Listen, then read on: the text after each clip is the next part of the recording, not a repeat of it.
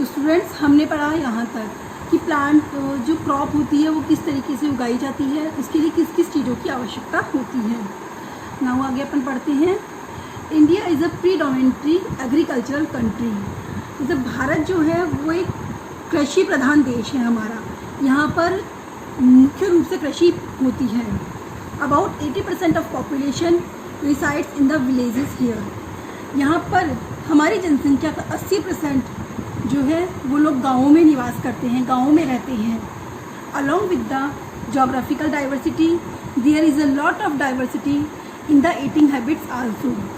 मतलब यहाँ पर जोग्राफिकल डाइवर्सिटी मतलब भौतिक विभाजन के साथ साथ यहाँ पर हमारे खाने की आदतों में भी विभाजन पाया जाता है।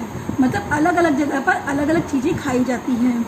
जैसे राजस्थान में गेहूँ अधिक खाया जाता है, तो यूपी साइड में, उत्तर प्रदेश साइड में चावल वगैरह ज़्यादा खाए जाते हैं।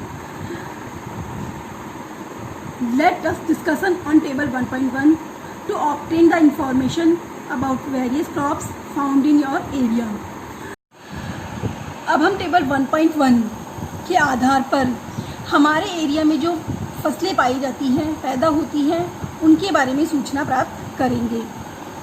ये टेबल दी हुई है, table 1.1 general information about plants के बारे में सामान्य जो सूचना अपने को मिलती है वो चीज़। अब इस टेबल को पढ़ने से पहले हमें ये चीज़ देखनी होगी कि टेबल में जो प्लांट्स दिए हुए हैं ये कब और कैसे किस तरीके से उगाए जाते हैं।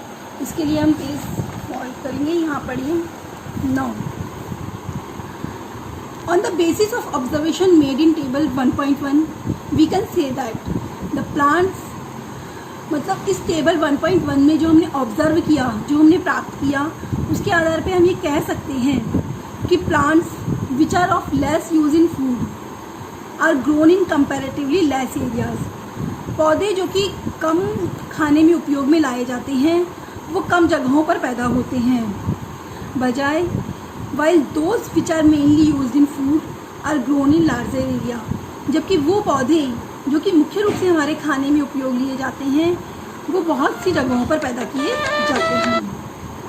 On the basis of above information we can say that plants which are grown at definite interval of time, इस जो हमने ऊपर सूचना पढ़ी है उसके आधार पर हम ये कह सकते हैं कि plants which are grown at definite intervals of time, मतलब पौधे जो कि एक निश्चित समय अंतराल पर पैदा होते हैं, to fulfil the food requirement of humans and animals, जो कि मनुष्य और जानवरों की खाने की आवश्यकता को पूरा करते हैं, आर कॉल्ड क्रॉप प्लांट्स। उन्हें क्रॉप प्लांट्स कहा जाता है, उन्हें फसली पौधे कहा जाता है। And the plants which are grown, और पौधे जो कि एक निश्चित सीजन पर पैदा होते हैं उन्हें कलेक्टिवली कॉल्ड क्रॉप, उन्हें फसल कहा जाता है।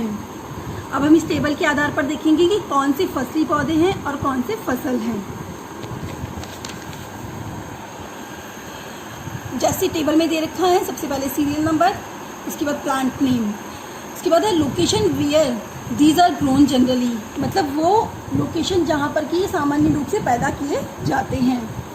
Duration of obtaining the crop, इन फसलों को प्राप्त करने का समय। सबसे पहले है mango. On the margins of field, mango कहाँ पे पैदा किया जाता है? On the margins of field. On the margins of field का मतलब है ऐसा एरिया, खेत का एक ऐसा एरिया जो कि कम उपजाऊ होता है, और इसका जो अपने इसको क्रॉप प्राप्त करते हैं वो है अप टू मैनी ईयर्स। मतलब एक बार अपन आम का पेड़ लगाते हैं, उसके बाद उसमें हर साल आम अपन प्राप्त कर सकते हैं। Second plum. प्लम मीन्स आलू बुखारा जो कि अपन यूज़ करते हैं उसको कहा जाता है। On the margins and in between of fields eight fix interval, ये कब पैदा होते हैं? खेत जो कि कम उपजाऊ होते हैं वहाँ पर, और खेत के बीच में, लेकिन एक निश्चित समय अंतराल पर पैदा किए जाते हैं। Fruits can be obtained every year, और इनके पौधे से जो फल है वो हर साल प्राप्त किए जा सकते हैं। थर्ड है वीट, गेहूँ। इन अ लार्ज फील्ड एरिया, गेहूँ एक बहुत बड़ी जगह पर पैदा किया जाता है।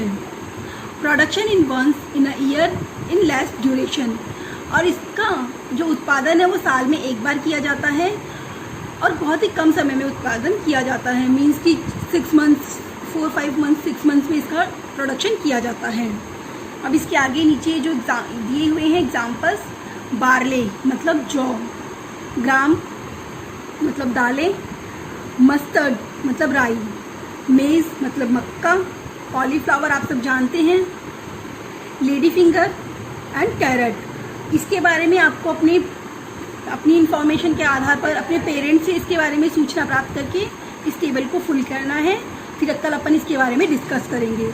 अगर आपको इसमें कोई प्रॉब्लम होती है तो उसको ब्लैंक छोड़ देना, फिर कल अपन इसके बारे में दोबारा डिस्कस करेंगे।